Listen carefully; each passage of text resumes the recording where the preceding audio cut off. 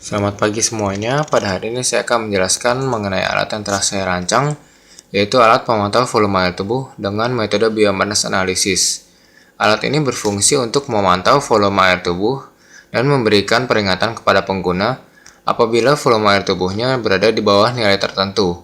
Nilai tertentu yang dimaksud adalah nilai 2% lebih rendah daripada nilai normal volume air tubuh mereka.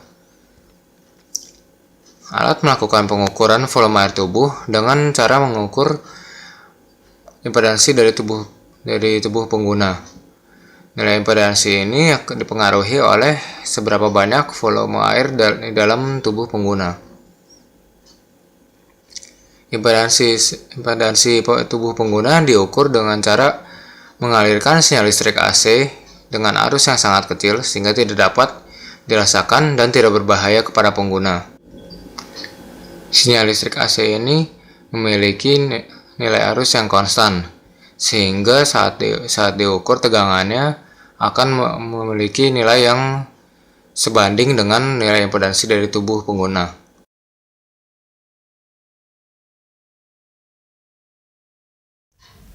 Hal yang pertama kali perlu kita lakukan adalah membuka aplikasi smartphone Android. Aplikasi ini membutuhkan komunikasi Bluetooth, sehingga pengguna perlu mengaktifkan komunikasi Bluetooth dari smartphone-nya terlebih dahulu. Nah, ini merupakan tampilan dari pengisian data pengguna. Tampilan ini berfungsi untuk menampung data-data yang diberikan oleh pengguna, yaitu nama, umur, tinggi badan, berat badan, dan jenis kelamin. Nah, data ini kemudian akan digunakan untuk menentukan nilai normal dari volume air tubuh pengguna. Data ini juga akan dikirimkan ke bagian pengukuran untuk digunakan untuk mengolah hasil impedansinya itu sehingga didapatkan nilai volume air tubuh berdasarkan pengukuran. Nah, terdapat juga pilihan waktu di sini, yaitu 45 menit dan 3 menit untuk menentukan berapa lama interval waktu antar pengukuran otomatis. Lalu kita menekan tombol OK.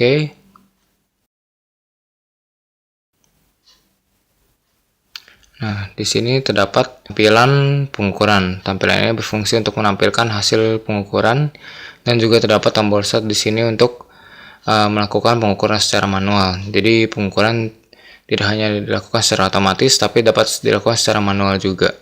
Nah, saat tombol ini ditekan atau saat interval waktu tercapai, maka aplikasi smartphone akan mengirimkan sinyal ke bagian pengukuran.